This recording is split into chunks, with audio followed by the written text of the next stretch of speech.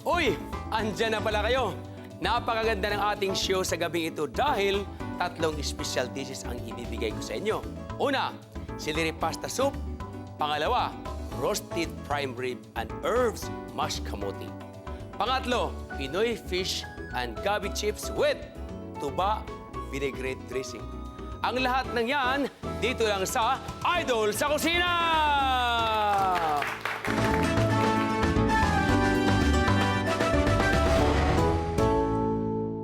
Patuloy tayo sa pagsaludo sa idols natin.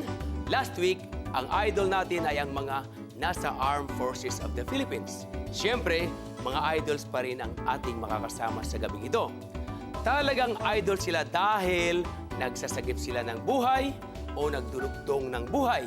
Sila ang mga doktor, nurses, at iba pang medical professionals. Panoorin natin ito. Buhay na buhay ang pagtutulungan at pagkakawang gawa sa katauhan ng ating mga Red Cross volunteers. Ito po ang ating mga unsung heroes, mga karapat-dapat tawaging idols, ang mga miyembro ng Philippine Red Cross. Ang Philippine Red Cross nag-start to noong April 15, 1947 through Republic Act 95. Yan. So nagpapatakbo sa Red Cross, syempre, malaking tulong sa Red Cross yung mga volunteers natin na nandito. Yan, kundi dahil sa kanila, dahil din sa ating mga kasama, yung programa ng Red Cross, hindi namin basta maibababa lang kung wala kaming kasamang mga volunteers. 80% nito ay ang mga volunteers, 20% lang yung mga empleyado ng Red Cross.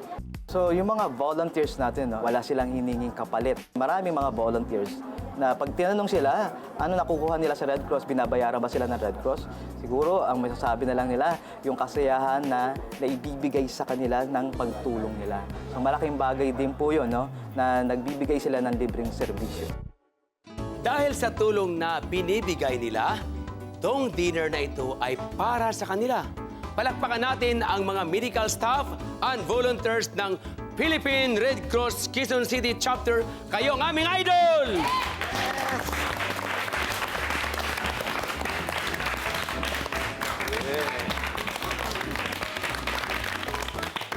Hello!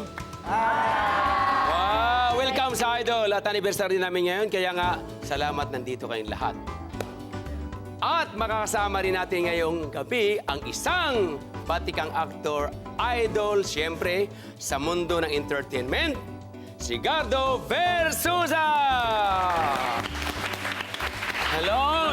Maraming salamat, Chef! Ako, salamat din. Pinalakan yung invitation ko dito. Isang malaking karangalan para sa akin ang maimbitahan mo ako dito sa iyong programa. At, syempre pa, kasama natin yung mga alagad ng ating medical profession. Boss, oo naman, oo naman. Kaya, naku, Chef talaga.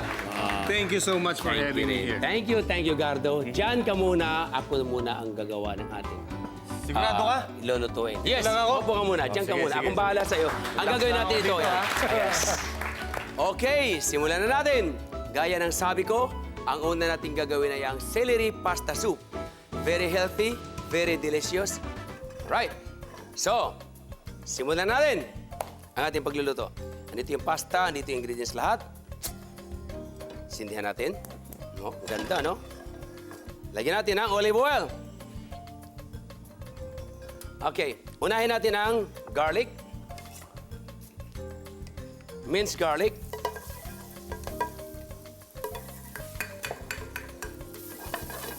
Ang gandang hawakan, no? Hindi mainit. Promise.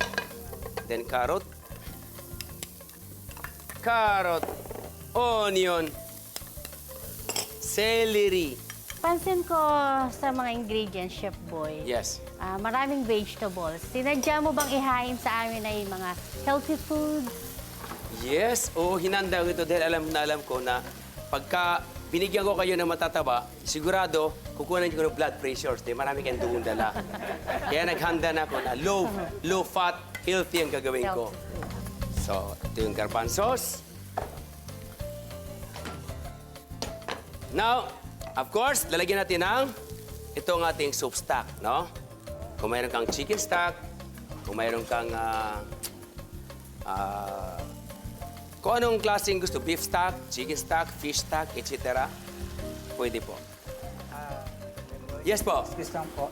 Kasi ako, meat lover ako. Pwede ko ba siyang lagyan ng ingredients like meat, seafood, chicken? Pwede po ba lagyan yan? Oo, pwede po yun. Kasi ikaw naman kakain eh. Okay. Pwede po.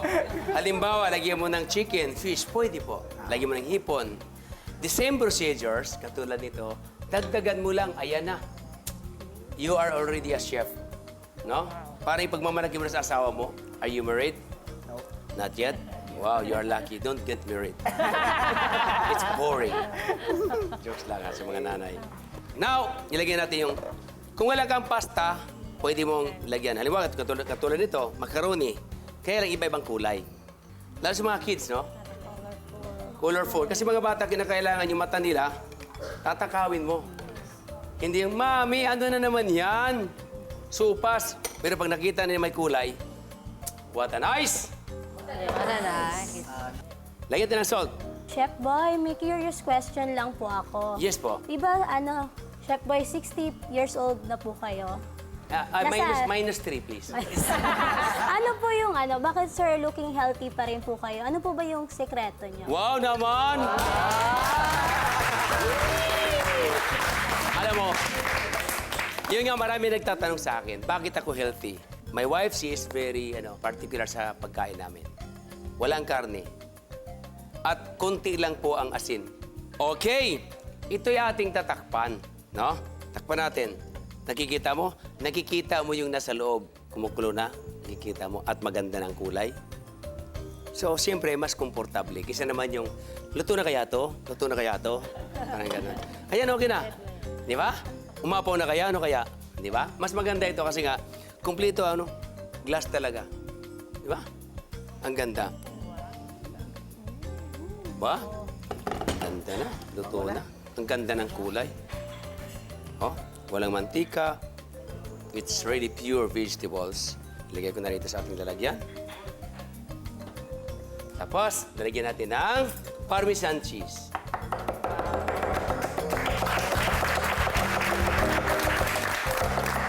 Ping, ping, ping, ping, ping, ping, ping, ping, ping! Here it is! Ang ating celery pasta soup. Kainan na!